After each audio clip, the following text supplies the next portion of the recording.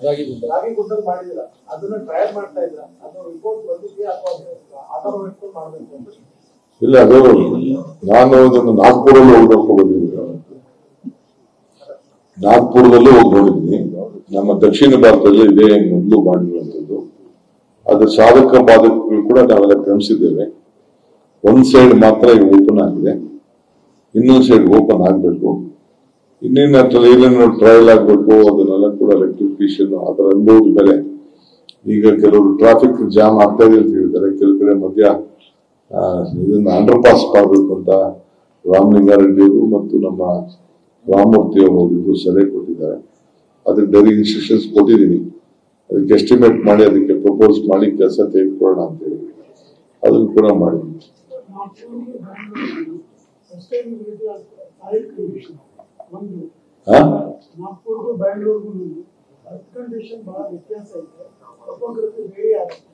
ಏನಿಲ್ಲ, ಬ್ಯಾಂಗ್ಳೂರ್ ಭೂಮಿಗೆ ತಂದೆ ಆದಂತ ಒಂದು ಶಕ್ತಿ ಇದೆ.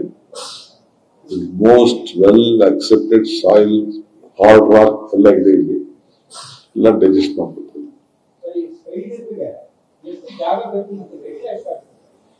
ಅದು ಈಗ ನಮ್ಗೆ ಅವರು ಒಂದು ಪ್ರಪೋಸಲ್ ಕೊಟ್ಟಿದ್ರು, ಸ್ಟೇಡಿಯಂ ಹತ್ರ ಮಾಡ್ಬೇಕು ಅಂತ ಇತ್ತು. ಎದುರುಗಡೆ ಸ್ಟೇಡಿಯಂ ಎದುರುಗಡೆ ಜಾಗ ಇದೆಯಲ್ಲ, ಕಂಠೀರವ ಸ್ಟೇಡಿಯಂ, ಅಲ್ಲಿ ಪ್ರಪೋಸಲ್ ಕೊಟ್ಟಿದ್ರು. ಮುಂದಕ್ಕೆ ಟ್ರಾಫಿಕ್ ತೊಂದರೆ ಆಗ್ತದೆ ಅಂತ ಹೇಳಿ ಅದಕ್ಕೆ ಅಲ್ಲಿ ಮಾಡೋದು ಬೇಡ. ಆಮೇಲೆ HAL ಅವರು ನಮ್ಗೆ ಪರ್ಮಿಟ್ ಮಾಡಕ್ ಕೊಡ್ತಾ ಇಲ್ಲ. 400-500 ಕೋಟಿ ರೂಪಾಯಿ ಆಗ್ತದೆ. ಅದಕ್ಕೆ ನಾವು ಪ್ರೈವೇಟ್ ಅವ್ರ ಕೈಲಿ ಮಾಡ್ಸೋದು ಬೇಡ. ಈಗ ಸದ್ಯಕ್ಕೆ ಅವ್ರು ಕೊಟ್ಟಿರುವಂತ ಎಸ್ಟಿಮೇಟ್ ಸೊ ಆಗ್ತದೆ, ಅದಕ್ಕೆ ಬೇಡ ಅಂತ ಹೇಳಿ ಸ್ವಲ್ಪ ಟ್ರಾಫಿಕ್ ಜಾಸ್ತಿ ಇದಕ್ಕೆ ಪಾರ್ಕಿಂಗ್ ಎಲ್ಲ ಸ್ವಲ್ಪ ವ್ಯವಸ್ಥೆ ಮಾಡ್ಕೊಡ್ಬೇಕು ಅಂತ ಮಿನಿಮಮ್ 25 ಎಕರೆ ಇರ್ಬೇಕು ಅಂತ ವ್ಯವಸ್ಥೆ ಮಾಡಿ.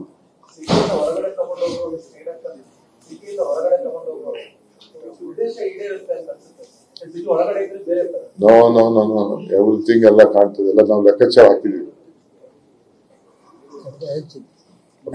ಬೆಂಗಳೂರು ಎಲ್ಲ ಕಡೆಗೂ ಬರ್ಬೇಕಾದ್ರೆ ಜನ ಒಂದ್ ಕಾರಿಡಾರ್ ಹೊರಗಡೆ ಬಂದು ವೆಹಿಕಲ್, ಹಳ್ಳಿಯಿಂದ ಬಂದವರು, ಟೂರಿಸಂ ಆಗುವುದವರು, ಬಸ್ಗಳು ಬರ್ತಾರೆ, ಬಸ್ ಟೂರ್ ಬರ್ತಾರೆ, ಬೆಂಗಳೂರು ನೋಡಕ್ ಬರ್ತಾರೆ. ಎಲ್ಲ ಬಂದಾಗ ಹೋಗ್ಬೇಕಾದ್ರೆ ಸ್ವಲ್ಪ ಫ್ರೀ ಟ್ರಾನ್ಸ್ಪೋರ್ಟೇಶನ್ ಒಂದು ಅವಕಾಶ ಇರಬೇಕು. ಅದಾದ್ಮೇಲೆ ಮೈಸೂರಿಗೆ ಹೋಗ್ತಾರೆ, ಕೂರ್ಗ್ ಹೋಗ್ತಾರೆ, ಬೆಂಗಳೂರು ಸಿಟಿಗೆ ಬರ್ತಾರೆ. ಅದನ್ನ ಟ್ರಾಫಿಕ್ ಕೂಡ ಗಮನದಲ್ಲಿ ಇಟ್ಕೊಳ್ಬೇಕು ನಾವು.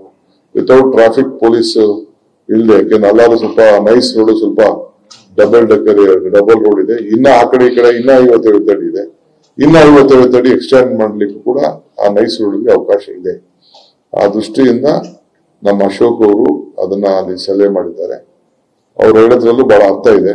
ಯಾಕೆಂದ್ರೆ 4 ಕಡೆಯಿಂದನೂ ಎಂಟ್ರೆನ್ಸ್ ಇದೆ. ಒಂದ್ ಕಡೆ ಕೆಂಗೇರಿಯಿಂದ, ತುಮಕೂರಿಂದ, ಇದರಿಂದ, ಆಮೇಲೆ ಫಿಲ್ಫರ್ ರೋಡ್ ಇದೆಯಲ್ಲ, ಆ ರೋಡ್, ಹೊಸೂರು ರೋಡ್ ಟು ಈಗ ನಾವು ಇದನ್ನ ಮಾಡ್ಬೇಕು ಅಂತಿದ್ವಿ, ಫಿಲ್ಫರ್ ರೋಡ್, ಅದೆಲ್ಲ ಸೇರಿ ಒಂದ್ ಕಡೆ ಲಿಂಕ್ ಆಗ್ತದೆ.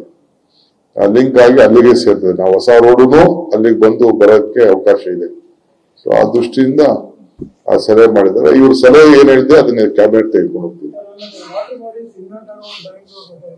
ಬೆಂಗಳೂರು ಕೆರೆಗಳೆಲ್ಲ ನೆಕ್ಸ್ಟ್ ಒಂದು ಮೀಟಿಂಗ್ ಮಾಡ್ತಾ ಇದ್ದೀನಿ.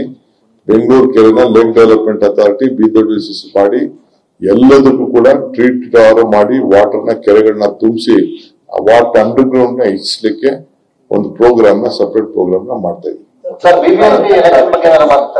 Thank you.